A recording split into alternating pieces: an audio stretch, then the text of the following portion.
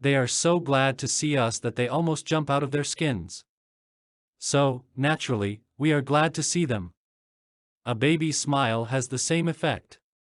Have you ever been in a doctor's waiting room and looked around at all the glum faces waiting impatiently to be seen? Dr. Stephen K. Sproul, a veterinarian in Raytown, Missouri, told of a typical spring day when his waiting room was full of clients waiting to have their pets inoculated. No one was talking to anyone else, and all were probably thinking of a dozen other things they would rather be doing than wasting time sitting in that office. He told one of our classes, there were 6 or 7 clients waiting when a young woman came in with a 9-month-old baby and a kitten. As luck would have it, she sat down next to a gentleman who was more than a little distraught about the long wait for service. The next thing he knew, the baby just looked up at him with that great big smile that is so characteristic of babies. What did that gentleman do? Just what you and I would do, of course. He smiled back at the baby. Soon he struck up a conversation with the woman about her baby and his grandchildren, and soon the entire reception room joined in, and the boredom and tension were converted into a pleasant and enjoyable experience. An insincere grin. No. That doesn't fool anybody. We know it is mechanical and we resent it. I am talking about a real smile, a heartwarming smile, a smile that comes from within, the kind of smile that will bring a good price in the marketplace. Professor James V. McConnell, a psychologist at the University of Michigan, expressed his feelings about a smile. People who smile, he said, tend to manage, teach and sell more effectively, and to raise happier children. There's far more information in a smile than a frown. That's why encouragement is a much more effective teaching device than punishment.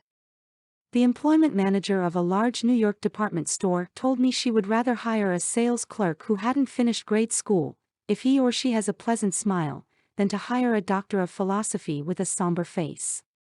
The effect of a smile is powerful, even when it is unseen.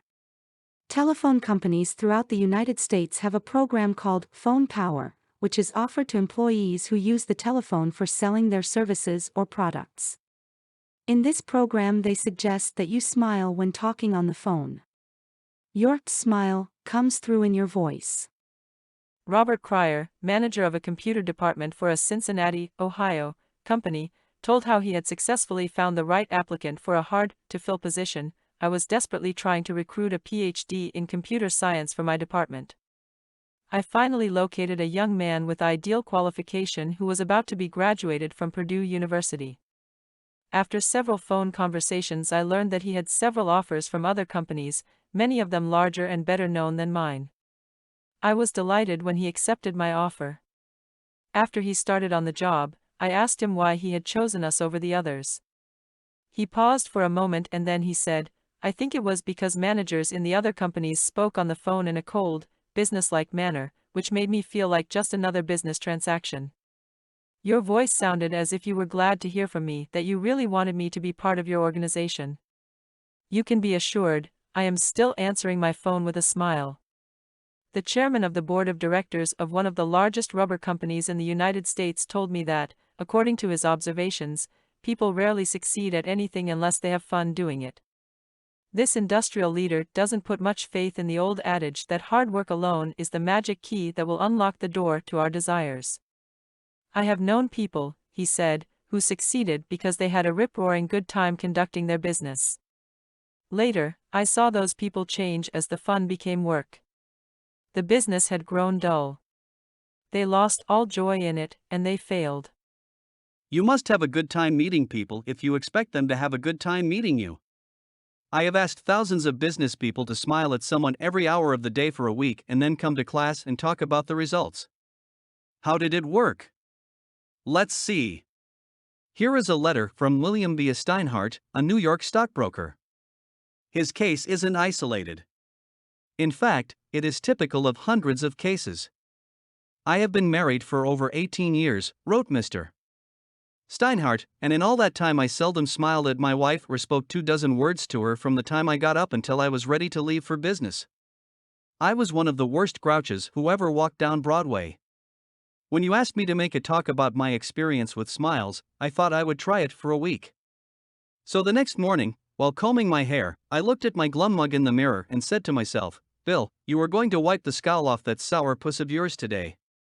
You are going to smile. And you are going to begin right now. As I sat down to breakfast, I greeted my wife with a good morning, my dear, and smiled as I said it. You warned me that she might be surprised. Well, you underestimated her reaction. She was bewildered.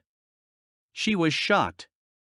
I told her that in the future she could expect this as a regular occurrence, and I kept it up every morning. This changed attitude of mine brought more happiness into our home in the 2 months since I started than there was during the last year. As I leave for my office, I greet the elevator operator in the apartment house with a good morning and a smile. I greet the doorman with a smile.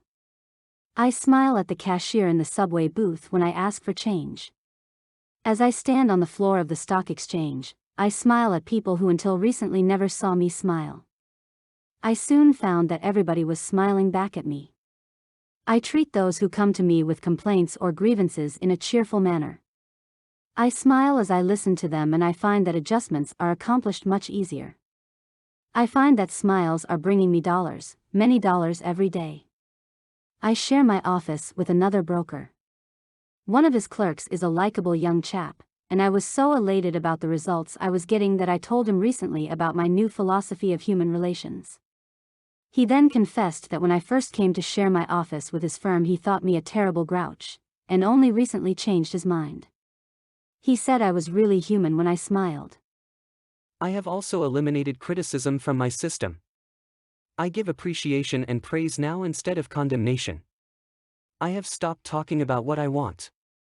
I am now trying to see the other person's viewpoint. And these things have literally revolutionized my life. I am a totally different man, a happier man, a richer man, richer in friendships and happiness, the only things that matter much after all. You don't feel like smiling? Then what? 2 things. First, force yourself to smile. If you are alone, force yourself to whistle or hum a tune or sing.